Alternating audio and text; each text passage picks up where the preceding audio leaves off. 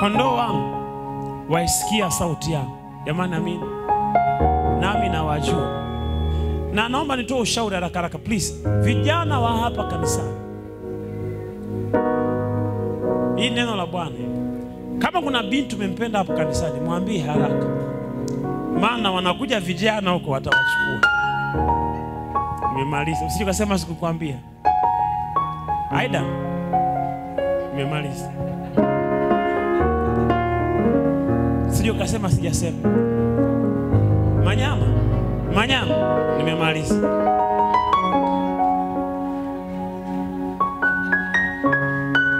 Kondoo wangu waisikia sauti yangu, nami nawajua. Jamani amina. Nao wanifuata. Kwa tukasema kwamba kondoo wangu waijua sauti yangu, inamaanisha kwamba yani ni kawaida, inapaswa kuwa asili, inapaswa kuwa kitu cha kawaida Mungu kumsikia. Sawa jamani? Kama umsikii, manake kuna shida mahali. So sio muujiza kuisikia sauti ya Mungu. It's not a miracle. Sio muujiza, ni kitu cha kawaida. Inapaswa kuwa kitu cha kawaida kabisa kumsikia Mungu. Jamani haleluya. Yes, kabisa. Yani sio mahangaiko. Mungu anaongea nawe saa yoyote, wakati wowote. Ukiwa chooni anaongea, ukiwa bafuni anaongea, ukiwa unapika anaongea, ukiwa unatembea anaongea. Saa yoyote, ni kitu cha kawaida. Wala sio kitu cha kushangaza. Ila kama umsikii, hapo jua kuna shida. Na kongamano itakusaidia kushughulika na hiyo shida. Jamani haleluya. Sasa kuna mambo ya kuzingatia ili uweze kumsikia Mungu kwa urahisi. Jambo la kwanza, nataka ujue kwamba Mungu anaongea kila siku. Jamani amina. Yes, God is speaking. God is speaking. God speaks. Kitabu cha Mwanzo sura ya 1 mstari wa 3. Mungu akasema iwe nuru, ikawa nuru. Mungu akasema jamani, akasema. Kwa hii peke yake inatusaidia kujua kwamba Mungu wetu sisi ni Mungu anayeongea. Jamani amina. Jambo la pili ambalo ni tumeliona kwenye hizi siku mbili za kwanza, Mungu angependa kukuongoza, na angependa kukuongoza kupitia sauti yake. Mungu yeye mwenyewe angependa kukuongoza. It is in the interest of God that he leads you.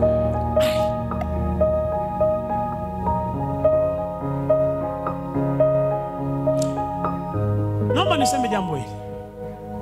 Mwezi huu, umesikia MD na sound engineer, mwezi huu utakapokuwa unakatika, hautakuwa na changamoto yoyote kwenye vyombo vya muziki. Jamani amina. Mungu ameniambia hivyo.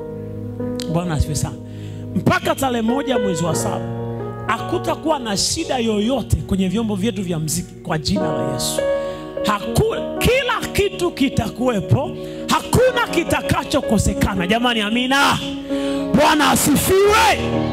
Yes, Mungu anaenda kukuongoza kupitia sauti yake. Zaburi 97 mstari wa 7. Kwa maana ndiye Mungu wetu, na sisi tu watu wa malisho yake, na kondoo za mkono wake. Ingekuwa heri leo msikie sauti yake. Mungu angependa kutuongoza kwa sababu sisi ni watoto wake, kondoo wa malisho yake. Jamani amina. Yes, angependa kutuongoza.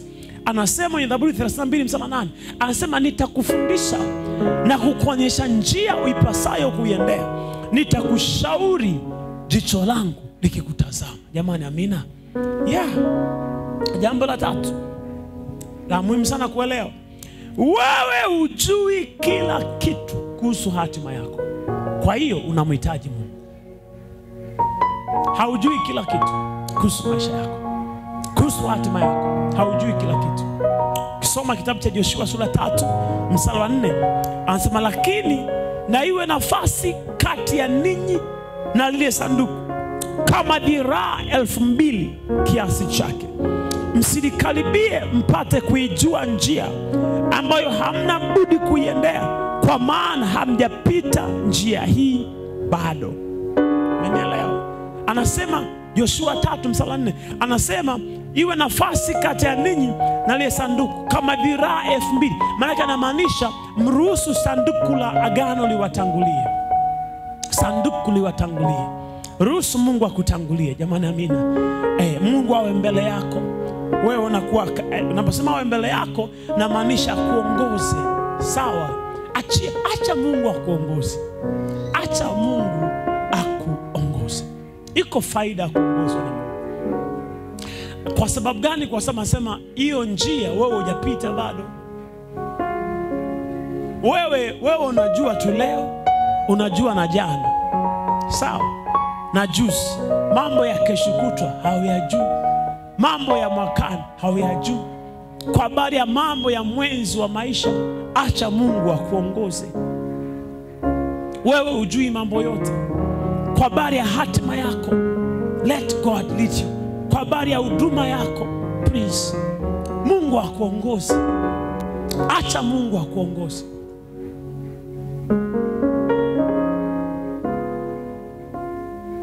Kwa sababu hujapita wewe hiyo njia. Nilisema siku ya kwanza, nasema Mungu anautangaza mwisho kutokea mwanzo. Umeelewa maana yake? Mungu anautangaza mwisho kutokea mwanzo. Mungu anajua mwisho kabla hujaanza, anajua. He knows your end. Nilisema hata watu watakaobeba jeneza lako, Mungu anawajua. Utakapofariki anawajua. Watu watakaochimba kaburi lako anawajua. Kwamba utazikwa Kora ama utazikwa wapi kwenu, Mungu anafanyaje? Anajua. Sasa mtu ambaye anajua kiasi hicho sio mtu kukaa naye mbali. Jambo la 4 nilisema, huwezi kutimiza kusudi la maisha yako kama huwezi kusikia sauti ama maelekezo yake. Huwezi. Yeye anajua unakotaka kwenda. Angependa kukuongoza, anataka ujue uweze kumsikia. Uweze kumsikia. Uweze kumsikia. Kwa sababu maelekezo, nikasema siku ile, nikasema hivi,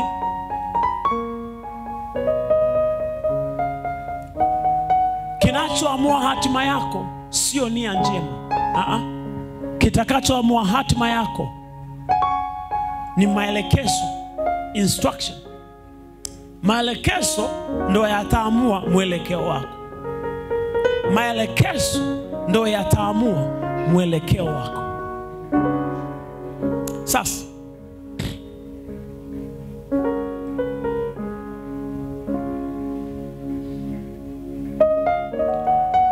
jambo la muhimu ambalo nitaka sasa niseme, unapotaka kuongozwa na Mungu, jambo lingine la muhimu sana, huwezi kumchagulia Mungu kitu cha kusema na wewe, namna ya kusema na wewe, mahali pa kusema na wewe, na muda wa kusema na wewe. Sawa? Huwezi kumchagulia Mungu kitu cha kusema na wewe, mahali pa kusema na wewe, namna ya kusema na wewe, na muda wa kusema na wewe. Zamani sana, wakati niko chuo, jana nilienda chuo cha SUA ni hostel, nikakumbuka mengi sana. Moja kati ya jambo nilokumbuka,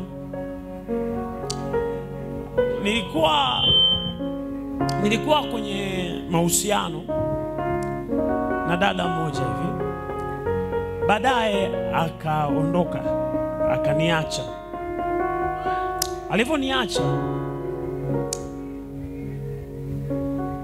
nikaanzisha mahusiano mengine na mtu mwingine. Wakati nimeanzisha mahusiano na huyo dada mwingine sasa, mwaka 2000, that was mwaka 2012 sasa. 13 mwanzoni. Mwezi wa kwanza, tarehe 5 mwezi wa kwanza, ndio nianzisha mahusiano na dada mmoja. Kwa nasoma FM. FM, mimi nasoma SUA, nasoma FM. Tumeanzisha mahusiano. Tumeenda kwenye mahusiano, tumeenda. Baadaye tukaenda kwenye Inreach. Wala ambao wanasoma SUA, kuna kati tunaenda kwenye outreach, kwenda kuhubiri injili. Tupoenda kuhubiri injili, dada mmoja alikuwa kiongozi wa fellowship. Alikuwa ndo hot cake pale kwenye fellowship pale. Yaani mtu anajua alikuwa katibu ndio. Sasa ni wana of course utampenda tu, kama ni kijana utampenda tu, ni mzuri. Yeah. Sasa tukiwa kule outreach, kuna vitu alivifanya vilinichanganya mimi kama kijana. Muda utoshi kuelezea. Sasa nikawa na changamoto, sasa nafanyaje? Ni dada ambaye ameolewa, niko anaishi mahali fulani. Chichi ya kuwepo, hata sijui hata kama kuna binadamu anaitwa Chichi. Msije kumnihukumu bure kasema sikutulia. Sasa wao watu wako watatu. Bahati mbaya sasa na yule wa kwanza yule ambaye aliniacha akaanza kurudi anaomba msamaha, akaanza kunitumia watu rafiki zangu, muombeeni msamaha hivyo. So nikajikuta na wasichana watatu sasa ambao wanasumbua kichwa changu. Huyu ambaye niko naye kwenye mahusiano wa FM, alafu huyu wa fellowship ambaye amenifanyia vitu ambavyo ni kama vinaelewesha mwelekeo kama ana interest na mimi. Umenielewa? Na ni mtu ambaye kwa kweli ni mzuri. Alafu na huyu limbuko sasa, huyu wa kwanza. So nikawa na wakati mgumu sana kujua sasa nafanyaje? Huyu tuna mahusiano hata miezi 4 haijafika. Kwa bado haujashibana kivi. Kwa hiyo sasa nilikuwa na mjinga sana. Na point yangu ni hii hapa, nataka nieleze ujinga nilikuwa nafanya. Nilikuwa na msitu naenda naombea kwenye ile msitu. Naomba nikimaliza kuomba narudi usiku chumbani nalala nasubiri Mungu anioteshe. Anioteshe. Sasa nachukua uelekeo gani? Yaani kwa kwenye maombi kule naomba tu kama mtu ambaye anatupa takataka. Naelewa? Naomba tu Baba kapata nisaidie Yesu, niwezeshe nijue nani ambaye atanisaidia, nani ambaye ni mke wangu kati ya hawa watatu, nisaidie Bwana, niwezeshe mfalme kati ya fulani na fulani. Wataja na inuka, afu nenda nalala, naangalia juu, nasubiri niote ndoto. Sasa naota vitu vya ajabu, sioti chochote. Nipona ananichanganya sana. Pale Beferi kulikuwa na mchungaji anaitwa Kimeme. Nikaenda kumwambia, bwana mimi haya mambo yananichanganya. Akaniambia sasa, ukiona unachanganyikiwa na haya mambo, ni dalili ya mambo haya mawili. Moja, kati ya hao hakuna mtu sahihi. Okay? Baada hapo, Eisa mmoja wapo ni sahihi. Sasa ili uweze kuwa huru kufanya maamuzi, waache wote. Waache wote. Anza upya, umsikie Mungu kwa upya. Utakuwa huru kumsikia Mungu. Nikasema basi nikavunja mahusiano na dada. Huyu nikafungia vyoo, na huyu nikamfungia vyoo. Sema sasa akili hizi basi tu. Kipenda bana. Nikavunja huku nikaenda kwa fellowship. Akaja kunipiga kibuti. Kwa hiyo point yangu ni kwamba huwezi kumchagulia Mungu namna ya kusema na wewe. Ungesema ndoto tu. Mungu anasema na wewe kwa namna anavyotaka wewe. Yeye, sawa jamani? Ila unaweza kumuomba maongozi yake kwenye jambo nalokupa utata ama utashi wako hautoshi. Sawa. Leo nitaenda polepole sana. Huwezi kumchagulia Mungu namna ya kusema na wewe. Wewe sema naenda mlimani Mungu, tukutane mlimani. Mungu hayuko hivi. Mungu kwenye mkesha wa leo useme na mimi. Mungu hamfanyi hivyo.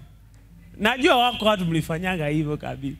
Wengine wanasema Mungu, naenda kwenye ibada, dada wa kwanza kunipokea mkoba, huyo ndo hawe mwenyewe. Wewe utapotea. Na kuonea huruma, utakufa vibaya wewe. Kwa sababu maombi kama haya shetani anasikiaga. Atamweka mtu, anaenda kumchukua dada wa hapo kaumba hapo, hii kukuchanganya. Akamchukua dada ambaye anadanga hapa, akamweka hapa, from nowhere akachanganya na kupokea mkoba. Unaanza kusema Mungu atambadilisha. Usimchagulie Mungu namna ya kusema na wewe. Sawa jamani? Haya. Sasa mambo yafuatayo yatarahisisha usikivu wako kwa Mungu. Mambo yafuatayo. Naposema hivi namaanisha hivi. Mungu hawezi kuongeza sauti wala kushusha sauti juu ya maisha yako. Sawa? Ila ya mambo yataongeza usikivu wako wewe. Please. Huwezi kumbadilisha Mungu, huwezi kumuhimiza Mungu, wala God. Mtu mmoja alisema hivi, God is a spirit, but don't forget he is a king spirit. Mungu ni roho, na roho yake ni mfalme. Mfalme haambiwi cha kufanya. Njia rahisi ya kumkwamisha mfalme kutekeleza ajenda zako ni kumpelekesha. Ukishakuwa unamwambia mfalme cha kufanya, anaamini, anaanza kupasifu kwamba unamuendesha. Unaweza kumtoa kabisa kwenye lele. So Mungu apelekeshe. Sawa? Hata maombi ya shuka leo, shuka sasa hivi, shuka. Haya maombi yana shida. Huwezi kumshusha Mungu. Wewe ndo unaingia kwenye uwepo wake. Sawa jamani? Wewe ndo unaingia kwenye mipango yake. Wewe ndo unaingia kwenye makusudi yake. Ukisoma kitabu cha Mithali 19 mstari wa 21, anasema hivi, mna hila nyingi moyoni mwa mtu, lakini shauri la Bwana ndilo litakalo simama. Hii hila hii kwenye Kiingereza ni plans. Many are the plans in the heart of man. God's purpose shall prevail. Sawa? Usimpangie Mungu cha kufanya. Wala si nikasahau, umeapproachiwa na wasichana wavulana watatu, approach, wamekuomba uchumba watatu. Usimwambie Mungu, kati ya hao watatu nani ni mume wangu? Manake umeshaamua kwamba mume wako lazima atoke kati ya hao watatu. Si unajua manake? Mwambie Mungu, naomba unionyeshe kati ya hao watatu nani ni mume wangu. Manake umeshamwambia Mungu kwamba mume wangu lazima atatoka kati yao ngapi? Watatu. Manake unampangia Mungu cha kufanya.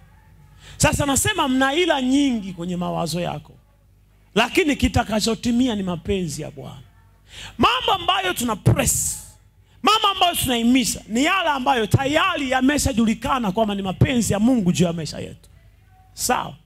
Kwa yale ambayo hujui mapenzi ya Mungu, usimharakishe Mungu wala usimpangie. Kwa mfano, mimi najua kwamba ni mapenzi ya Mungu niwe mzima wa afya njema, maana amesema akuponya magonjwa yako yote. Sawa? Akusamehe dhambi zako zote. So kwa habari ya uponyaji wangu mimi siwezi kumsubiri mapenzi ya Mungu. Najua tayari. Kwa nasema lazima niwe mzima kwa jina la Yesu. Ugonjwa ondoka. Simharakishi Mungu, nakiri neno la Mungu ili iwe halisi kama alivyosema kwenye maisha yangu. Kwa yale ambayo tayari yanajulikana ni mapenzi ya Mungu. Jamani sawa? Kwa yale ambayo hujui kwamba yepi ni mapenzi ya Mungu, please muache Mungu akuongoze na aseme. Nishaikupa mfano wa rafiki yangu yule, nishaambia kwa rafiki yangu yule ambaye alikuwa ameapproach msichana, wamekubaliana. Baada ya kukubaliana, yule msichana kwao ni wa Roman Catholic. Wakakataa mtoto wao kuolewa na Pentecost. Babake akakataa kabisa. Akampigia simu, pastor, tulikuwa na kikundi cha marafiki zetu. Pakaniambia, Bedo, naomba niombee Mungu afungue mlango nyumbani kwa mke wangu wakubali kupokea mahari. Tukaanza kuomba. Reka pashataka, wapokee. Ninamwamuru yule baba apokee. Mwezi wa kwanza kapita, hajapokea. Mwezi wa pili hajakubali. Harusi imekaribia, yule jamaa akala ile mali. Mchungaji akasema, bwana, mimi naweza nikafungisha ndoa, mimi ndio nitakuwa baba kwa sababu yeye ananichelewesha sasa na mtoto ameshakuwa huyu, inabidi aolewe. Mchungaji wa binti akakubali kumtoa kama baba. Na mama naye akashauri, bwana wewe muache, mimi fungishe ndoa, mimi sitakuja kidi, dada yake atakuja. Kwa ikakubalika kwamba ndoa itafungwa bila mahari kutolewa. Jamaa akapiga simu. Sasa akisema, pasa, Bedon unaomba? Ndio. Unaombaje? Naomba Mungu afungue mlango baba akubali kutoa mahari. Akasema, naomba ubadilishe. Omba hivi, baba aendelee kushika msimamo wake, maana mali nimekula. Ila inawezekana kumuoa binti bila kutoa mahari. Baba katika jina la Yesu, asikubali. Umenielewa? Unasida? Huyu rafiki yangu ni mchungaji, yuko hapa Morogoro. Naweza kumuuliza, mpaka leo hajatoa mahari, mpaka leo. Na ameoa, amezaa watoto wawili. Sawa. Sasa ndo anaje, mna ila nyingi kwenye moyo wako. Ndo maana yake hii. Yaani wewe usomeki, wewe usomeki. Leo unaweza kupenda nyeupe, kesho kupenda nyekundu. Sasa acha mapenzi ya Mungu yatimizwe. Kwa yale ambayo hujui mapenzi yake Mungu, acha, ruhusu mapenzi ya Mungu yatimie. Jamani, amina? Yes. Sasa kwa mambo ambayo ili iwe rahisi kusikia sauti ya Mungu, mambo yafuatayo yatasaidia kuongeza usikivu wako kwa sauti ya Mungu. Jambo la kwanza ni unyenyekevu. Amen. Ukiwa mnyenyekevu ni rahisi kusikia sauti ya Mungu. Nini maana unyenyekevu? Unyenyekevu ni utayari wa kuongozwa na Mungu. Kuwa tayari kuongozwa na Mungu. Readiness to be led by God. Zaburi 25 mstari wa 9. Zaburi 25 mstari wa 9. Anasema, wenye upole atawaongoza katika hukumu. Wenye upole atawafundisha njia yake. Wenye upole. Upole pale ni meekness. Meekness ni unyenyekevu. Wenye upole atafanyaje? Atawaongoza katika hukumu. Judgment, decision. Wenye upole atawaongoza. Wanyenyekevu atawaongoza. Wenye kiburi Mungu hawaongozi. Kimsingi Mungu anasema anawapinga wenye kiburi.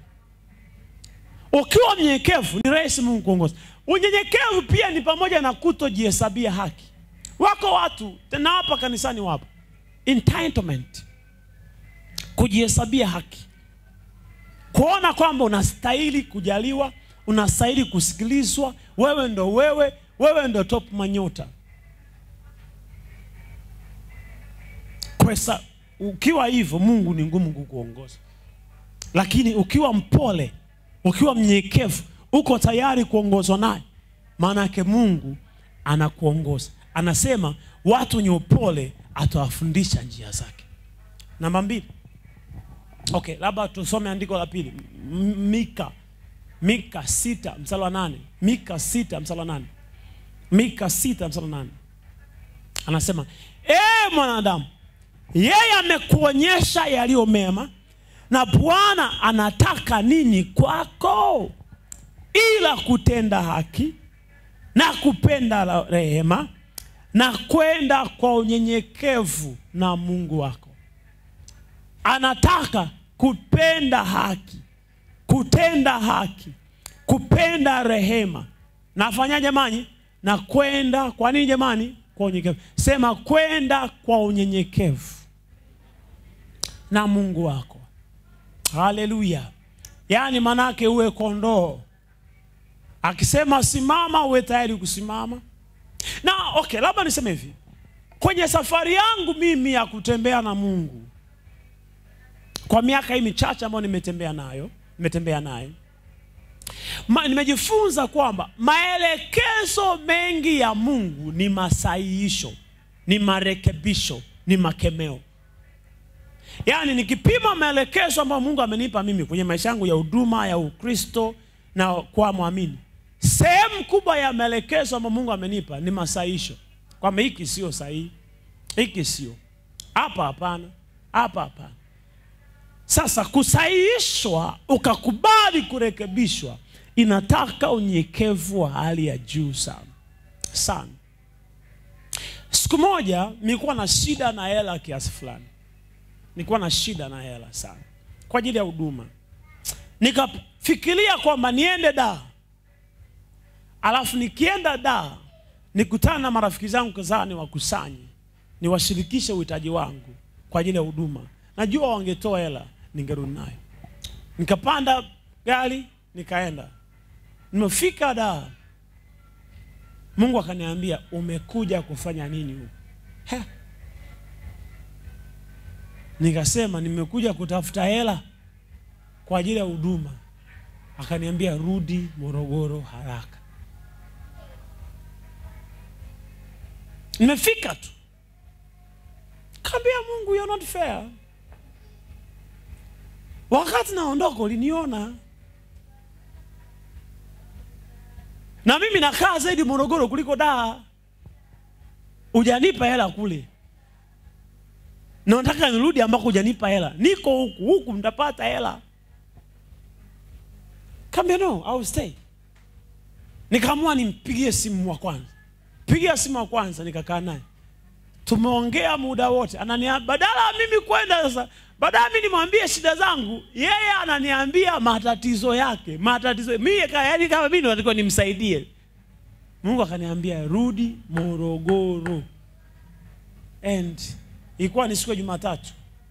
Nilikuwa nimeaga nitakaa mpaka Alhamisi. Jumanne nikaenda train, nikaenda kwenye train, nikakata ticket and I was back. Bwana asifiwe sana. Please, nataka niwaambie, you can have a boyfriend or a girlfriend. Unaweza kuwa na boyfriend au girlfriend. Yaani hata nyumbani wanamjua. Na mama akiongea naye, anaongea naye kama mtoto wake. Mungu anaenda kaambia huyu sio. Nataka ameprint hata t-shirt. He's king. Her king. Her queen. Her queen. Her king. His queen. Na kule fellowship watu washaanza kuwajua. Lakini Mungu akasema sio. Nataka unyenyekevu sana. Na sasa nasema pastor, tumeshafika mbali. Okay. Mungu akishakwambia mtu sio sahihi, ukamtii, atakupa na njia ya kuachana naye, ambao ni salama kwake na kwako. Bwana asifiwe sana. Sasa please, naomba wenye mahusiano msikae kwa hofu. Jamani, amina.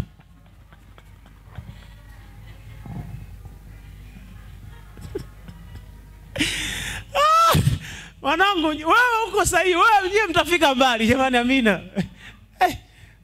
Watu wenye mahusiano. Haya. Namba 2. Ili iwe rahisi kumsikia Mungu. Watu wenye mahusiano, wenyewe ya kwenda umetoka kwa Bwana. Jamani, amina. Msijai.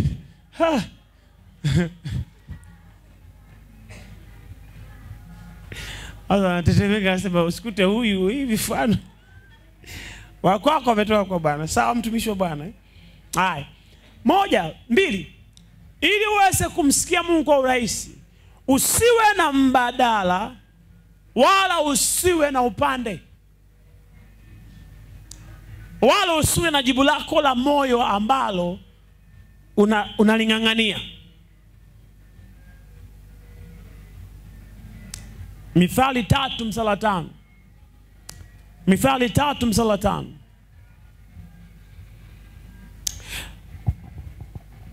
Mtumaini Bwana kwa moyo wako wote, wala usizitegemee akili zako mwenyewe. Amen. Mtumaini Bwana kwa moyo wako wote, wala usizitegemee akili zako mwenyewe. Tumaini Bwana kwa moyo wako wote. Usimpangie Mungu. wala usiwe na option. Nimeshasema mara kwanza. Na wenye changamoto kubwa hapa hasa ni mabinti ambao bado hawajaolewa, kwa sababu wanawaapproach watu wengi sana. Unashangaa na watu, huyu ana kitu, una vile vigezo vyako, wengine wanaweka mpaka vigezo standards. Awe ameokoka, kigezo cha kwanza awe mfanyaje jamani? Ameokoka. Sasa wewe akili zako Mungu anaweza kukupa mtu hajaokoka. Unajua mnajitabisha bure. Kwanza hao ameokoka. Mimi nilienda mbali sana, nikamwambia Mungu awe Mnyakyusa. Awe Mnyakyusa. Pili, tatu. Kwanza ameokoka, pili awe Mnyakyusa, tatu awe anajua kuimba. Ili praise mimi nilijua zamani sana kwamba natoka mchungaji. Ili kabla sipanda madhabahuni, alafu na mchungaji mmoja aliniharibu, anaitwa mchungaji Kanemba. Yule mchungaji Mungu ambariki sana. Yule mchungaji mke wake ni mwimbaji. Kabla hajaimba mke wake anaimba. Anaimba. Baadaye akikando anakuja mchungaji. Na mchungaji mwingine aliyeniharibu anaitwa mchungaji Kamili wa Mbeya. Wala wa Mbeya wangapi wanafahamu mchungaji Kamili wa Mbeya? Okay. Happy Kamili ndo mume wake. Mume wake Happy Kamili. Yule Happy Kamili yule ni mwimbaji wa nyimbo za Injili. Ana wimbo wake maarufu sana. Wangapi wanafahamu wimbo wake maarufu? Nani anaenda kunitajia? Nilipookoka walinipa muda mchache tu, wakisema ya kwamba nitamwacha Yesu. Nimetia nanga kwa Yesu, simwachi kamwe. Yule dada yule Happy Kamili, nafikiri ndio wimbo wake huo.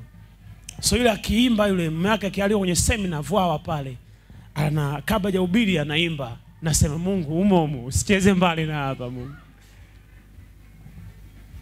Sasa shida iko hivi. Kwa nini nasema hivi? Ukiwa na jambo lako umeshupaza shingo sana, yani umekazia sana, yani umekamia sana, Mungu Mnyakyusa anaimba alafu ameokoka, Mungu atakachokifanya ataacha upate, atakuletea huyo mwimbaji, atakuletea Mnyakyusa tena full, mama Mnyakyusa, baba Mnyakyusa, atakuletea ameokoka. Alafu atakupa, alafu atakuumiza. Lengo ni nini? Lengo kwa sababu Mungu hawezi kukuongoza kama uongozeki. So atakisa ameprune option zako zile zote, ili ubakie mahali ambapo unaweza kumtegemea 100%. Sawa? Samueli wa kwanza sura ya 8 mstari wa kwanza. Tutasoma mistari kadhaa. Anasema hata Samueli alipokuwa mzee aliwafanya wanawe. Samueli wa kwanza sura ya 8 mstari wa kwanza. Samueli wa pili. Samueli wa kwanza sura ya 8 mstari wa kwanza. Hata Samueli alipokuwa mzee aliwafanya wanawe wawe waamuzi juu ya Israeli. Na jina la mwanawe mzaliwa wa kwanza aliitwa Yoeli, na jina la pili aliitwa Abia. Walikuwa waamuzi katika Beersheba. Ila wanawe hakwenda katika njia zake, bali waliziacha ili wapate faida, wakapokea rushwa na kupotosha hukumu. Ndipo wazee wote wa Israeli wakakutana pamoja, wakamwendea Samueli huko Rama, wakamwambia, angalia wewe umekuwa mzee, na wanao hawawendi katika njia zako, basi tufanyie mfalme atuamue mfano wa mataifa yote. Lakini neno hili likawa baya machoni pa Samueli waliposema, tupe mfalme atuamue. Naye Samueli akamwomba Bwana. Bwana akamwambia, isikilize sauti ya watu hawa katika kila neno watakalo kwambia, kwa maana hawakukataa wewe, bali wamekukataa mimi, ili nisiwe mfalme juu yao. You see that? Na Mungu alivyofanya, akaenda mpaka akawachagulia mfalme. Aliyemchagua Sauli ni Mungu. Lakini kwa sababu gani? Watu walishupaza shingo sana. So please, unapoenda mbele za Mungu, moyo wako uwe wazi, moyo wako uwe empty. Na ndio maana nasema wakati mzuri wa kuomba sana kwa habari ya mwenzi wa maisha ni wakati ambapo uhitaji mwenzi wa maisha. Umenisikia? Sasa hivi ambapo muda wa kuolewa hujafika, muda wa kuoa hujafika, wenye mabinti na vijana wa kiume, ndio wakati wa kuomba Mungu sana. Sawa Prince? Useme mimi nawaza tu huduma. No, ombea sasa hivi. Omba sana sasa hivi wakati unahitaji. Kabla zije zile kelele, kabla hujawa maarufu. Kuna mwimbaji mmoja ambaye sasa hivi ni mchungaji. Alikuwa mwimbaji enzi. Alikuwa mwimbaji pia mchungaji kipindi hicho. Alikuwa maarufu. Kanisani kila wasichana wakataka awaoe. Yule jamaa ni rafiki yangu. Mpaka anatangaza uchumba, mwezi mmoja kabla hajatangaza uchumba alikuwa ajui atamuoa nani. Na hii kamuathiri kwa sababu hata baada ya kutangaza uchumba bado alikuwa anatafuta mchumba. Umeona? Kwa sababu muda wako umefika, kila mmoja mtumishi oa. Akaona achague mmoja. Alafu baada ya kupata mmoja wa karibu, bado akaanza kuona kuna room kidogo za kuchagua. Bahati nzuri Mungu alimsaidia akaoa na anaendelea vizuri sasa hivi. So it's very important when you are pressureless, omba ili wakati wa pressure ukifika moyo wako unakuwa uko tayari kupokea mapenzi ya Bwana. Jamani, amina. Please, I want you to understand, God does not lead by pressure. Mungu haongozi kwa pressure. Mahali popote ambapo unatiwa pressure ya kuamua, please ujue hapo hapana Mungu. Nijibu. Mbona mwanzio? Siwe kwenye pressure. Niache. Nunua kiwanja. No. Mungu haongozi kwa pressure. Mungu anaongoza kwa maelekezo. Bwana asifiwe sana. Usiamue kwa pressure, amua kwa maelekezo. Mahali popote ambapo na pressure ya kufanya maamuzi, watu wengi walikosea. Samueli la kwanza sura ya 13. Sauli anaamua kutoa sadaka, kutoa dhabihu mahali pa Samuel. Kwa sababu gani? Pressure. Anasema aliona watu wanatawanyika, alafu Wafilisti wanakuja. Pressure. Usiamue kwa pressure. Hata kama unahisi umechelewa, usiamue kwa pressure. Na kama kuna pressure, toka kwenye pressure. Kama ile baba alinishauri, achana na watu wote. Fanya maamuzi moyo wako ukiwa mweupe. When you have no pressure. Jamani, Bwana asifiwe sana. Machozi ya mtu yasikufanye ukaamua. Analia sana. Amekuitia na marafiki zake. Amepiga mpaka simu mpaka nyumbani. Wengi walijuta kwa sababu ya pressure. Jamani, sawa. Namba 3. Ili iwe rahisi kusikia sauti ya Mungu, jaza neno lake katika moyo wako. Jaza neno lake katika moyo wako. Jaza neno lake katika moyo wako. Kwa nini? Kwa sababu Mungu anasema na wewe pia kupitia neno lake. So ukiwa na neno lake kwa wingi, unarahisisha kusikia sauti yake. Fill yourself with the word of God. Soma Biblia.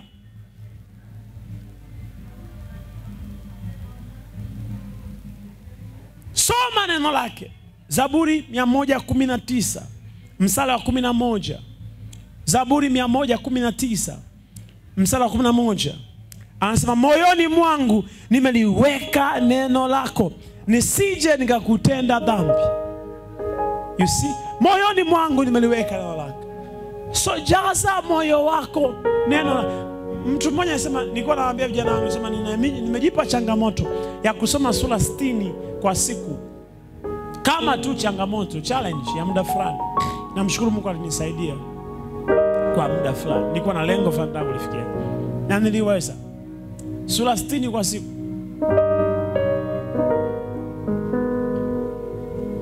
Kwa sababu nilitaka ndani ya siku 20 niwe nimeshamaliza Biblia yote.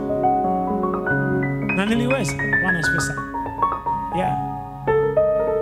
Kwa sababu Biblia na sura 100 kama 1198 kitu. Kikadiri kama 1200. Kwa 60 mara 20 1200 shamaliza. Sasa nasema pasa unaposoma si au tafakari, uko wakati wa kusoma neno ili utafakari, na uko wakati wa kusoma neno ili lijae tu. Unajaza tu, najaza tu, lijae tu, lijae tu, lijae tu. Alafu Mungu atakaposema na wewe, lile neno lake ambalo linakufaa kwa wakati tu lita pop up kwenye roho yako kwa sababu umelijaza.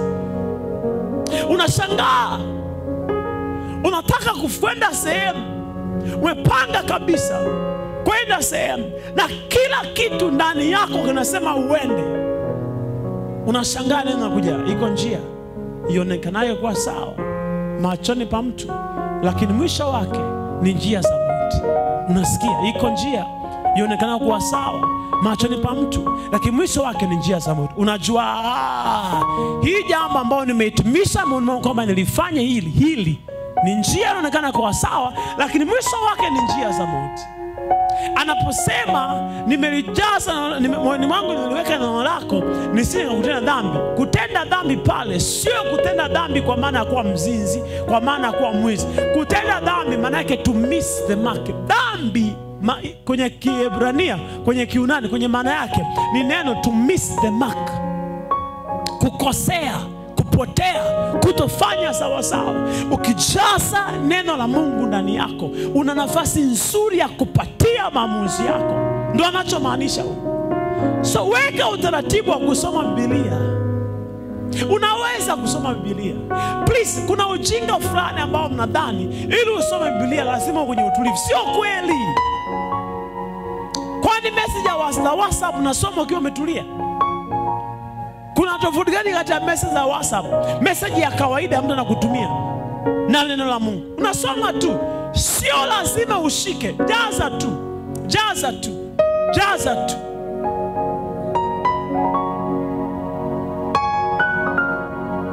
Unaweza kaamua kwenye kuna Biblia, kwa mfano kuna Biblia nimeweka kwenye simu yangu, baada ya muda tu ananiletea andiko na soma nalo, nasoma message kadhaa na jaza. Inanipa urahisi. Mimi naweza, kwa mfano, naweza kuandaa somo ndani ya dakika 30. In 30 minutes. Kivipi? Point inakuja kichwani. Point ikija kichwani, nawaza andiko. Nikiwaza andiko, sasa hivi na kompyuta na simu na tablet na sia. Kwa nikiwa kwenye simu kwa mfano, nawaza andiko, nawaza jambo, okay. Naweza nikawaza, okay. Mungu anaongea na wewe katika utulivu.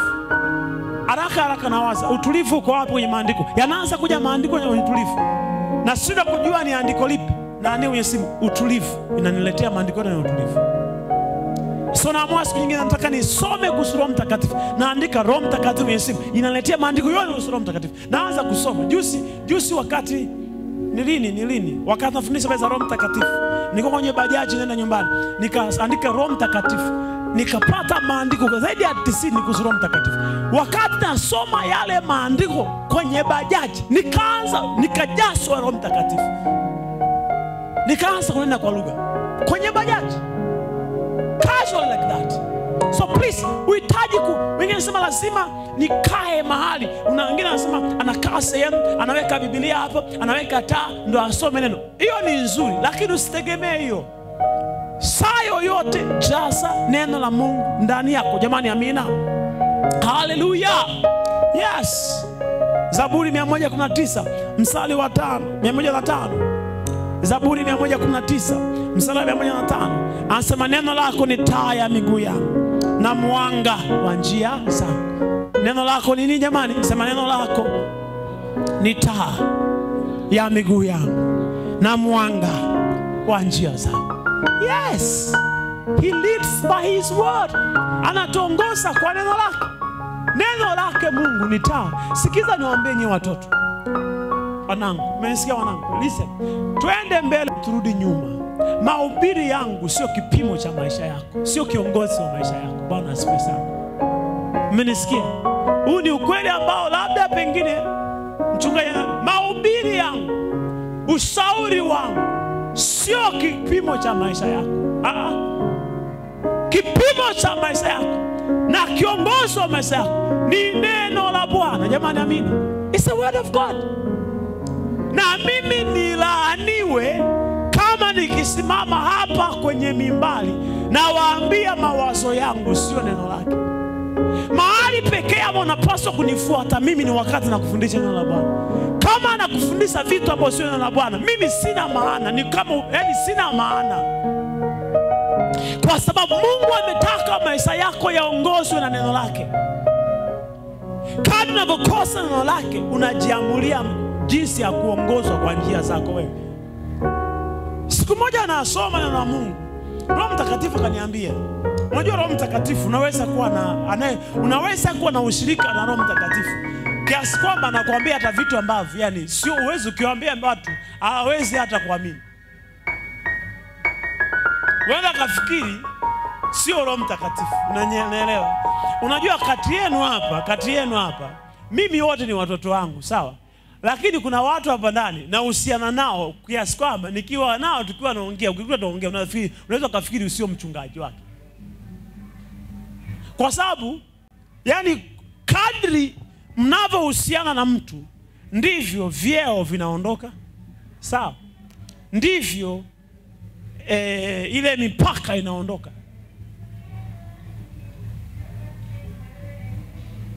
Kadri unavyohusiana na Roho Mtakatifu ndivyo unashangaa sio wa kutisha hivyo, ni rafiki tu. So siku moja akaniambia Roho Mtakatifu, akaniambia, vipi kama ukiwa na mwanasheria ambaye asomagi katiba ya nchi? Niambia wewe utakuwa mwanasheria au boflo? Atakuwa boflo. Wewe mwanasheria usomi katiba. Inawezekana? Sasa unasema wewe ni wakili, unawatetea watu, alafu usomi katiba. Unawatetea kutoka kwenye nini? Kinachomfanya Tundu Lissu aonekane ni wakili mzuri, kinachomfanya Kibatala aonekane ni wakili mzuri, sio kwamba alisoma shule tofauti. Amesoma Mzumbe hapo, akasoma law school ile. Kinachomfanya Kibatala aonekane ni wakili mzuri ni kwa sababu yuko deep kwenye nini? Kwenye katiba. So ubora wa maisha yako unategemea uko deep kiasi gani kwenye katiba. Neno la Mungu, jamani, amini. Kwa unakuwa kabinti fulani amazing. Sio kwa sababu na sura ya mviringo, ni kwa sababu umejaa neno. Jamani, amina. Umejaa neno. Leo nimeposti clip moja kwenye clip yangu moja kwenye group fulani la born again professionals, wasomi waliookoka. Nikapost group pale. Jamaa moja akanitag.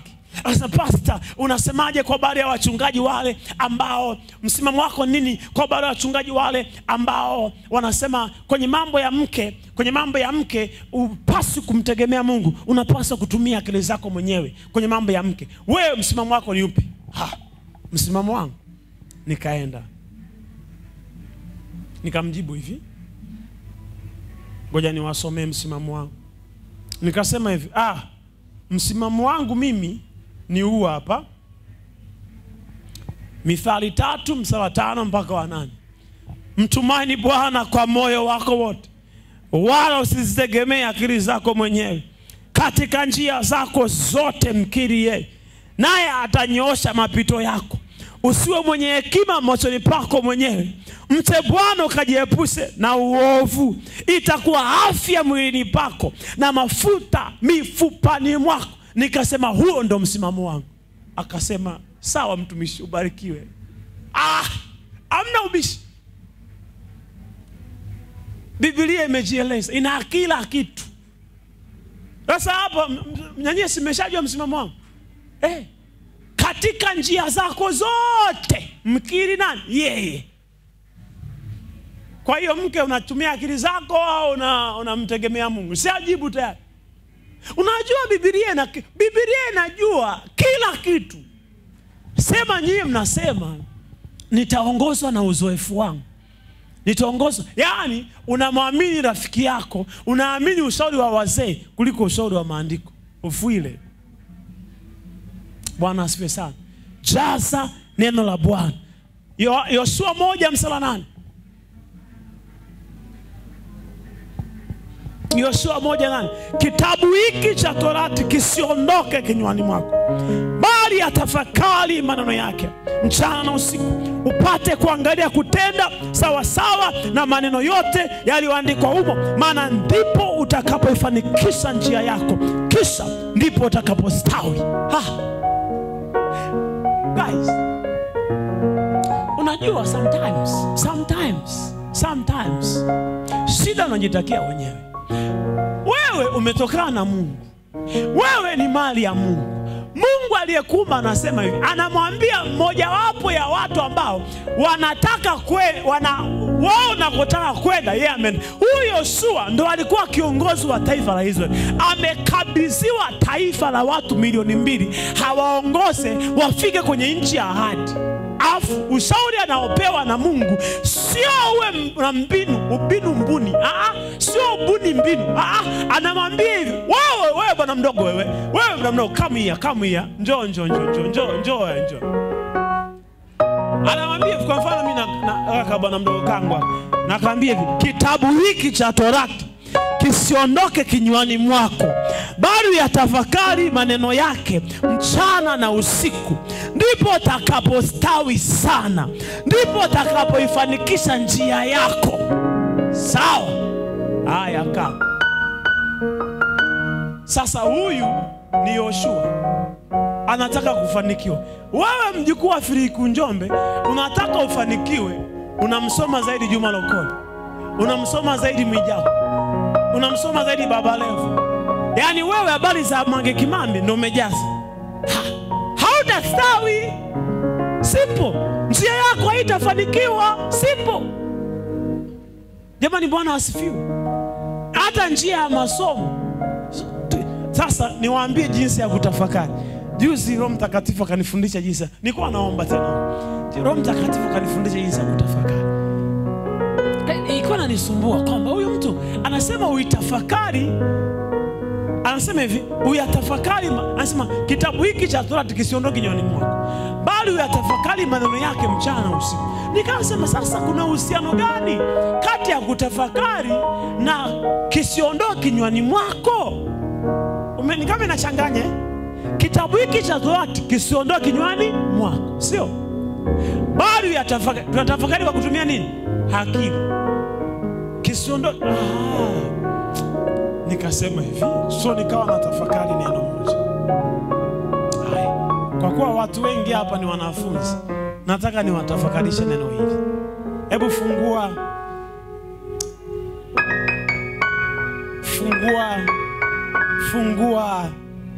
Kumbukumbu la Torati 28. Haraka. Kumbukumbu la Torati 28. Nataka tutafakari 28. Kumbukumbu la Torati 28. Nataka tuchukue mistari michache tu pale, hatutachukua yote kwa sababu ya muda. Haya.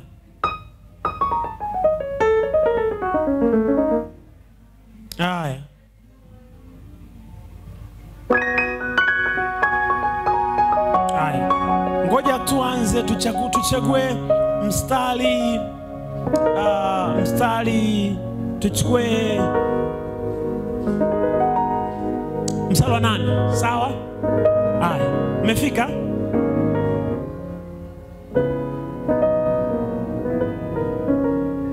Haya, umeshafika?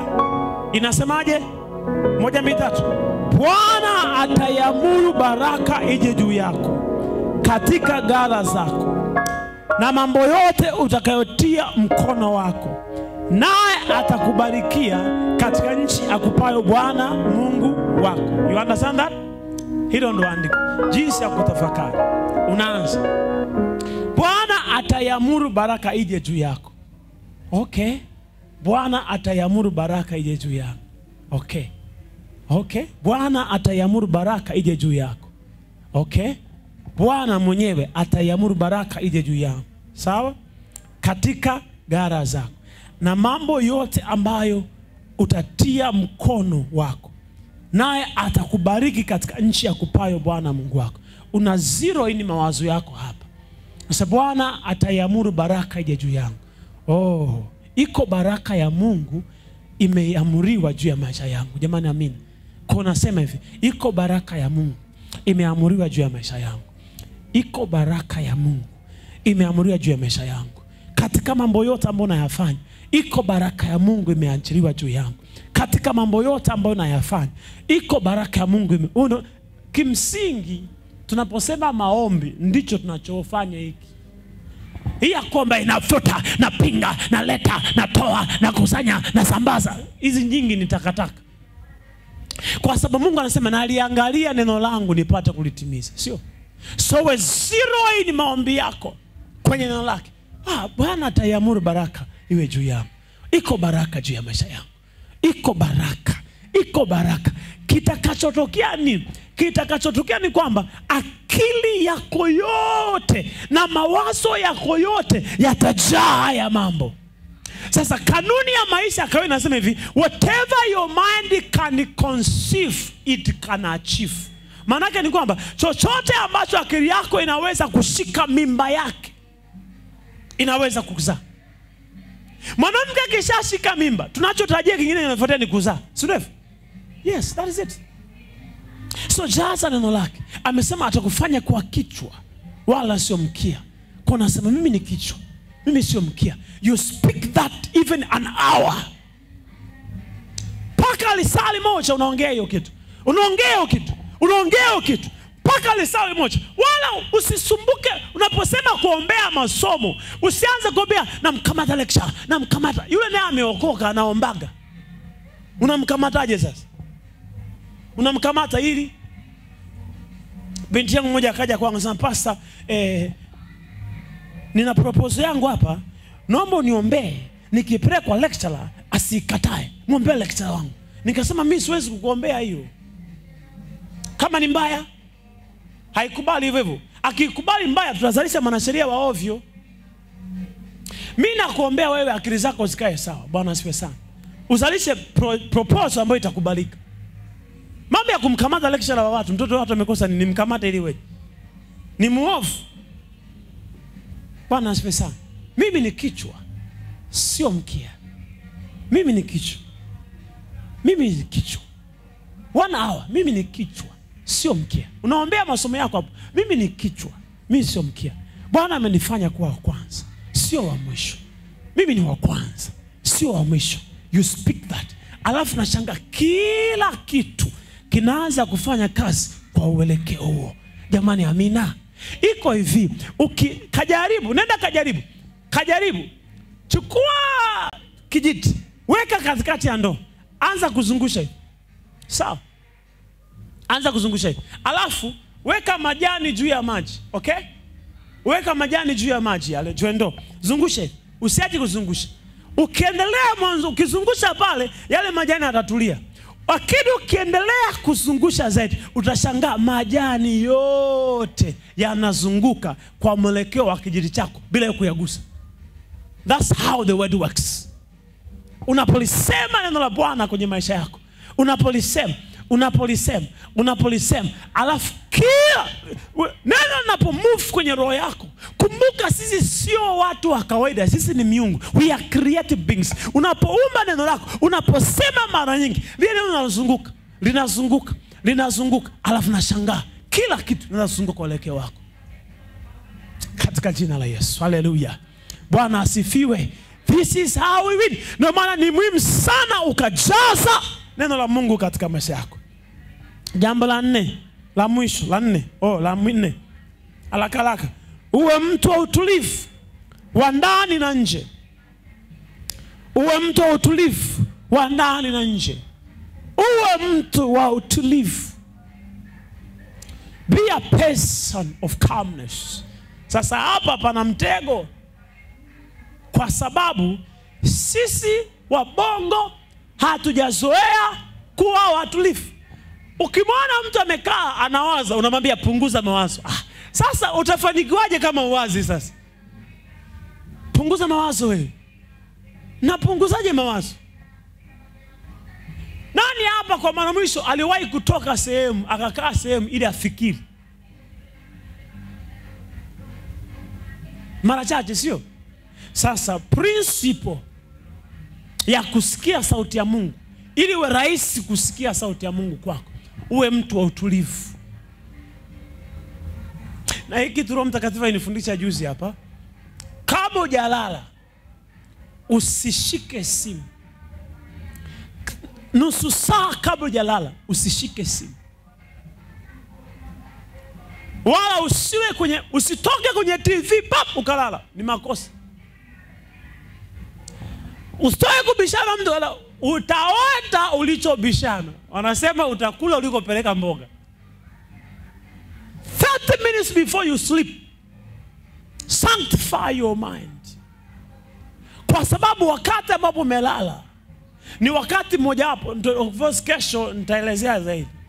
Wakati ambapo akili yako haina mambo mengi, hauonai na watu, moyo wako umetulia, akili yako ina vitu vichache vya kufanya, kwa sababu akili yako hailali, moyo wako haulali, roho yako hailali. Ule wakati ambapo ni wakati wako utulivu, ni rahisi sana kusikia sauti ya Mungu ikisema na wewe kupitia roho yako, kupitia ndoto. Kwa sababu gani? Hakuna kelele. Sasa wewe unapojaza vitu vingi vichafu unapoenda kulala, manake unaiambia akili yako unapoenda kulala, haya ndo mambo ya kufanya. Dalali nasema sasa nalala, ngoja niangalie ujinga. Unaangalia Zuchu na Diamond, kumbe walioana.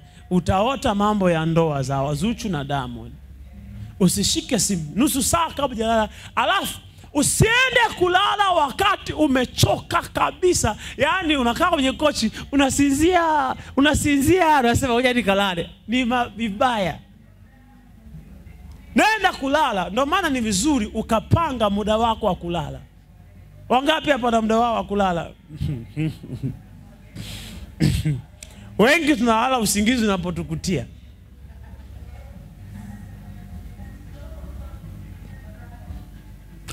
Ngoja nikalale, unavuta shuko na wewe utapoteza moments ambazo Mungu angesema na wewe. Panga muda wako wa kulala. Mimi na muda wangu wa kulala saa 7 usiku. That's my time to sleep. Saa 7 mimi nalala. Every time saa 7 nalala usiku. Kwa nini? Kwa sababu na program ya maombi inaanza saa 5. Mimi nimesema hivi, kabla siku inapoisha inikute naomba, na siku inapoanza inikute naomba. So saa 5 haijawahi, kama siko kwenye mkesha, sio kwenye huduma, haiwezi katokea saa 6 kanikuta nafanya kitu. Nitajitahidi hata kama niko busy kiasi gani, nitaikisha saa 6 siku inapoisha niko kwenye maombi, na siku inapoanza niko kwenye maombi. Saa 6:30 nimeshamaliza kuomba, saa 7 kasoro niko kitandani na tafakari,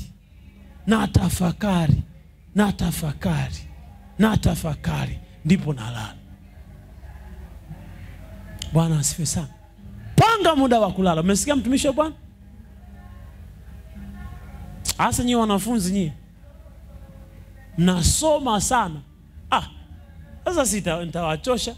Do you know kwamba haufaulu kwa sababu unasoma sana? Unajua unafaulu kwa sababu uliosoma ndio yametoka kwenye mtihani. Umesikia? Sasa iko namna ya kusoma ili ngoja niwape, kwa sababu wengi ni wanafunzi hapo, niwaambie. Ukitaka usitumie nguvu nyingi kusoma, fanya hivi. Mwalimu akifundisha, kwa sababu iko hivi, akili ya binadamu inafanya kazi iko hivi.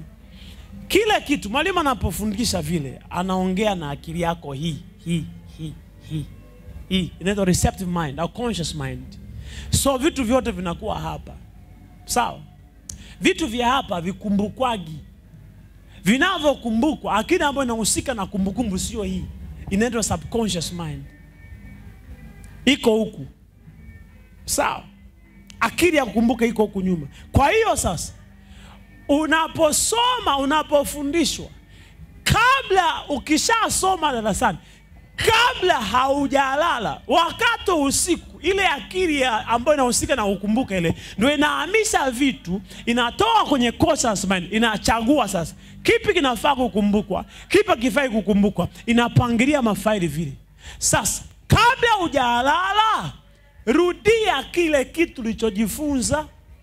So ukisoma somo fulani, topic fulani darasani, lecture say 6, 5, 4, usiku kabla hujalala au kabla siku haijaisha, rudia uliofundishwa.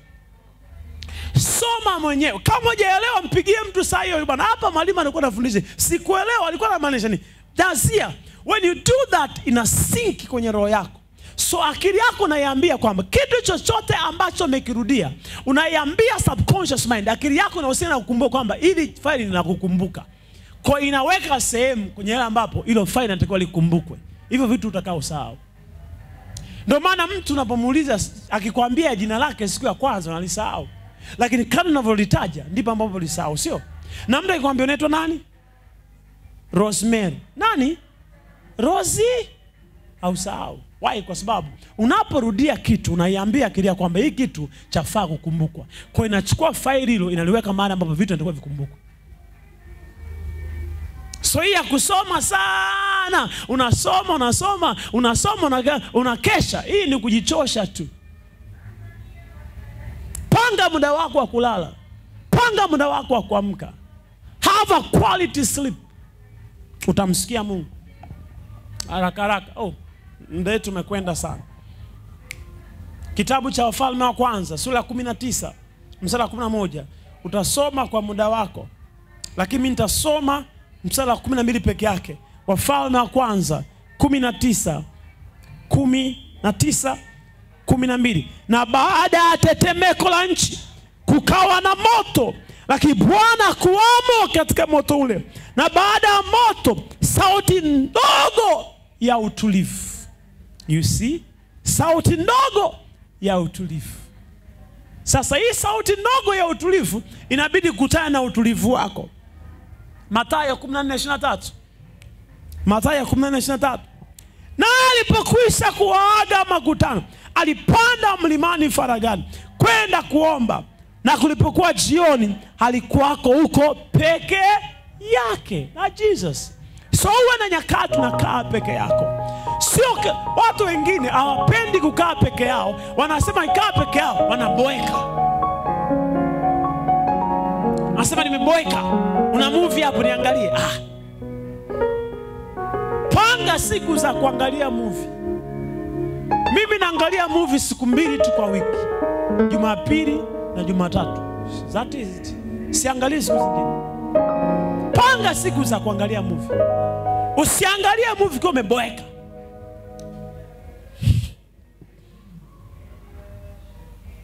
Uwe na muda wa peke yako. You sit alone. Unakaa tu kwa utulivu. Unawaza. Katika mawazo hayo utasikia Mungu anasema. Yesu alikuwa na utaratibu, anatoka na kaa peke yake. Bwana asifiwe sana. Jambo la mwisho la kalaka. Ili uwe rahisi kumsikia Mungu, uwe na mikono safi. Uwe na mikono safi na moyo mweupe. Uwe na mikono safi na moyo mweupe, itakuwa rahisi kumsikia Mungu. Uwe na mikono safi, moyo wako uwe mweupe. Usiweke vinyongo moyoni. Kuna watu wana vinyongo. Usiweke vinyongo moyoni. Usiweke hasira.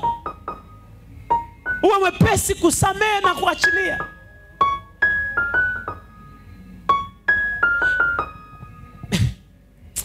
Sijui kama mtanielewa, lakini mtu yeyote ambaye aliwahi kuniomba msamaha mimi kwenye maisha yangu kwenye lolote, alijichosha, alijisumbua kabisa.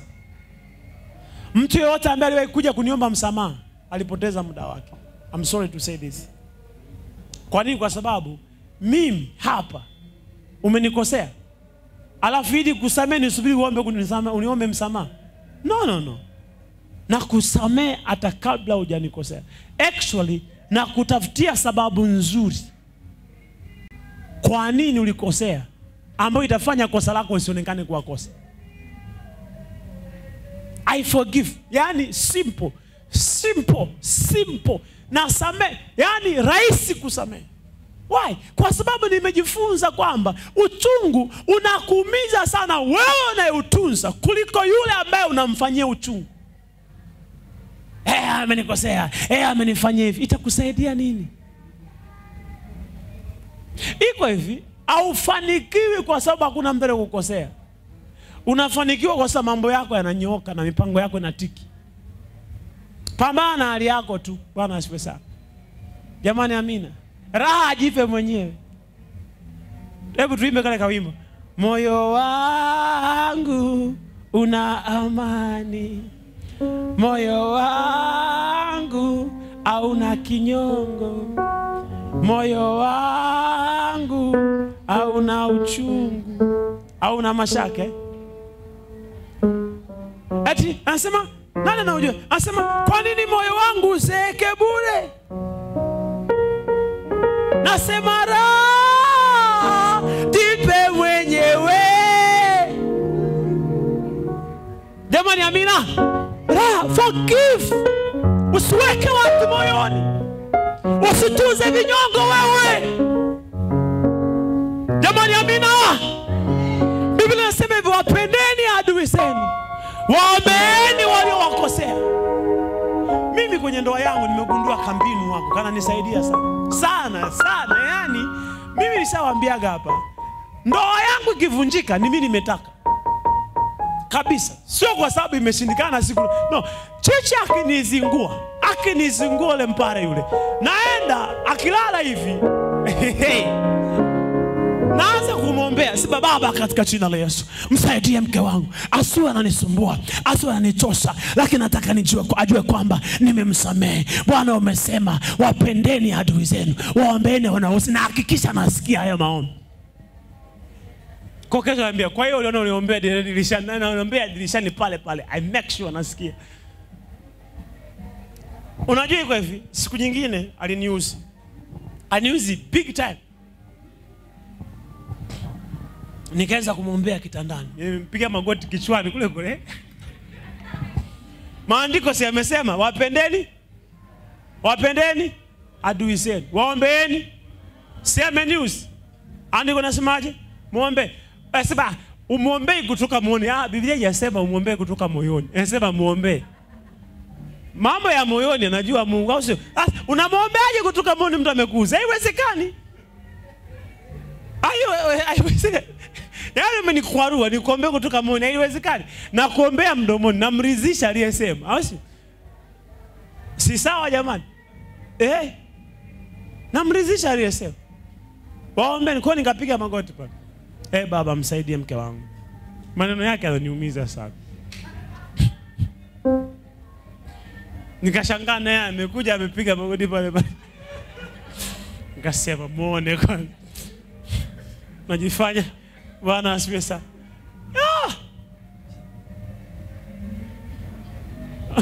Pigia simu siku moja mtu wako aliyekuuzi, mwambie nataka tuombe. Kwenye simu. Alafu muombe. Jamani amina. Iko hivi, nishafundishaga hapa. Hiyo haimsaidii yule kwanza, inakusaidia wewe. Kwa sababu, hebu njoo hapa mwanangu, njoo. Nitoe mfano mpya. Nitoe mfano tena. Maneno yana nguvu kuliko mawazo. Yaani ule uchungu ule una nguvu. Maneno unayotamka yana nguvu kuliko uchungu. Yana nguvu ya kuondoa uchungu. Naomba nikuoneshe kitu. Njoo hapa. Unaitwa nani? Naitwa Adam. Adam nani? John nani? Charlie. Haya. Nataka Adam John Charlie uhesabu mpaka 10. Sawa, kimoyo. Umenielewa? Uhesabu mpaka ngapi? Mpaka 10. Kimoyo. Usihesabu mpaka nimesema anza. 1, 2, 3, anza. Sorry, watu wangependa kusikia. Unaitwa nani? Naitwa Adam. Adam nani? John. John nani? Charlie. Charlie. Umehesabu mpaka 10? Nilikuwa sijafika. Umeshia ngapi? 6. Nani alikwambia uache? Umenikatisha mwenyewe. Lakini si ulikuwa unahesabu kimoyo moyo? Nilihama. Kwa nini uanze? Unanielewa? Moyo si upo. Mimi nimemwambia, nimemuuliza swali ambaye nataka atamke. Sio understand that? Sijamwambia aache kuhesabu. Lakini kwa sababu ni ngumu kutunza mawazo, maneno yana nguvu kuliko mawazo. Unapomtamkia mema yule ambaye amekusi, ule ubaya ambao unaojisikia unaondoka. Mmenielewa? Mungu akubariki sana. Yesu ana akili nyie wewe. Yesu ana sijui kama namshusha. Yesu ana miakili. Anajua njia ya kuondoa uchungu ni kuombea watu. Muombe. Moyo wako uwe safi. Kwa sababu moyo wako usipokuwa safi, unashindwa kumsikia Mungu. You can't hear him. Anaweza kuwa anaongea, lakini usikii. Na kwa lugha nyingine niseme hivi, kadri unavyokuwa na hasira, mtu yote ambaye una hasira naye, distance kati yenu inaongezeka. Yaani unapokuwa na uchungu moyoni, unaanza kuhisi unaongea naye yuko mbali. Ndio maana watu wanaogombana wanaongea kwa sauti ya juu hata kama wako karibu. Kwa sababu gani? Ile kwa sababu mgogoro unaondoa usikivu wako wewe. Unaanza kuhisi yuko mbali. Kwenda. Mama. Acha mambo yako. Utaniambia nini? Utaniambia. Mtu hajama yuko pale pale kwa sababu gani? Kila you understand? Bwana asifiwe sana. Anasema hivi, Biblia inasema hivi, andiko la mwisho. Anasema hivi katika kitabu cha Zaburi.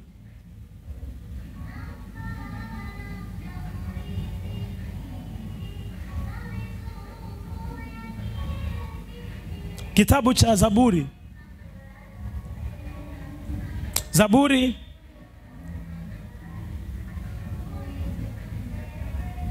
okay. Nikipenda usome Zaburi ya 24 yote. Lakini kwa sababu ya muda naomba tusome kwanza mstari wa 3 na wa 4. Wewe soma Zaburi ya 24 yote. Lakini kwa ajili ya muda tutasoma 3 na 4. Ni nani atakayepanda katika mlima wa Bwana? Ni nani atakayesimama katika patakatifu pake? Ni nani atakayesimama katika patakatifu pake? Mtu aliye na mikono safi na moyo mweupe, asiinua nafsi yake kwa ubatili wala kuapa kwa ila, atapokea baraka kwa Bwana na haki kwa Mungu wa wokovu wake. You see that? Atapokea baraka kwa nani? Kwa Bwana na haki kwa Mungu wa wokovu wake. Naomba usimame ulipo.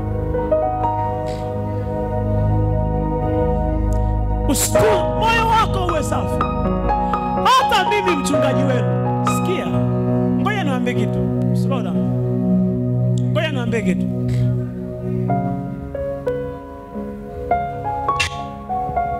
Okay. Jambo la kwanza. Moja kati ya watu ambao watakuumiza sana kwenye maisha yako na watakukwaza sana kwenye maisha yako ni watu wa karibu na wewe. Sikiliza please, na kuomba nielewe kitu kimoja. Huu msemo wa kusema adui hatoki mbali sio msemo wa maandiko. Sawa? Sio msemo wa Biblia. Watu wa karibu wanakuuzi sio kwa sababu ni wabaya. Ni kwa sababu wako karibu. Sawa? Mke wako atakuuzi. Mume wako atakuuzi. Marafiki zako watakuuzi. Ukisema waachana kila anayekuuzi, hautakuwa na kana rafiki, hautakuwa na rafiki. Umenisikia? Yesu angemtupa Petro eti kwa sababu amemkana, angepoteza askofu. Umenisikia? Tumeelewana? Mmenielewa? Sio kila mtu anayekuuzi ni snitch. Wengine ni binadamu tu, wameshindwa. Uwezo wao wa kuhimili hisia ni mdogo. Uwezo wako kubeba vitu ni mdogo. Na rafiki mmoja nishaye kumsaidia sana kwenye maisha yangu sana. Siku moja nikamkosea kidogo tu, nikasikia habari hizo kwa mtu mwingine ananiambia. Sasa nikawaza, kuna kitu cha kibinadamu kikaniambia mwambie ajue kwamba unajua. Mwambie ajue kwamba upendi unafiki. Mwambie. Nikasema hivi, huyu mtu nimemtendea wema mwingi sana. Nimemkosea kidogo tu, anaenda kunisema kwa watu. Manake ni kwamba moyo wake ni mwepesi. Hawezi kubeba mambo mazito. Nikimwambia na hili nitampoteza. Nikimwambia kwamba najua amenifanyia ubaya sehemu, urafiki wetu utaondoka. Lakini katika maisha yangu bado namhitaji. Umenielewa? So nimeshika moyoni. Yeye anafikiri sijui kwamba alinisema sehemu. Najua. Lakini nikimwambia itamjenga nani? Nikimwambia kwamba najua kwamba alinisema sehemu, itasaidia nini? Itasaidia nini? Ndio maana nawaambiaga mimi hapa, nimeshawaambia na nimetangaza tena. Ukisikia mke wangu anachepuka na ukimuona mimi sijui, usiniambie. Mnenda kamwambie yeye, mwambie bwana, kuchepuka sio kitu kizuri. Kwa sababu nikijua itasaidia nini na ndoa yangu iwezi kuvunjika. Mmenisikia? So mtu akikuuzi, please, point yangu ni kwa wengine wamepoteza watu wazuri kwenye maisha yenu kwa sababu waliwakosea. No. Kuna akina Yuda na kuna akina Paulo na kuna akina Petro. Usiachane na kila mtu anayekuudhi. Sawa? Sio kila mtu anayekutendea ubaya hafai. Wengine ni dhaifu. Nishawaambiaga hapa nikasema hivi, watu wa aina tatu. Nisikize kwa makini. Mtu muoga, mtu muovu na mtu mjinga, wote wanaweza kukutendea ubaya unaofanana. Umenisikia? So sometimes mtu anapotendea ubaya, usidhani tu ni kwa sababu ni muovu. Saa nyingine ni kwa sababu ni muoga. Saa nyingine ni kwa sababu ni mjinga. So siweke watu moyoni. Achilia. Naomba kwa dakika moja. Mtu yote ambaye kukuumiza, jambo lote anaweza kukuumiza, nataka muombe. Bwana asifiwe sana. Pray for him. Right now. Pray for her. Mwambie. Na umwachilie, moyo wako uwe safi. Kwa sababu unazuia sauti ya Mungu kupenya ndani yako. Kwa dakika moja, meka pasha teria. Wale wote ambao walikunikosea, wale wote ambao waliwahi kuniuzi, mashekete beria nikapa ya safara. Bibasha sataraba deketu.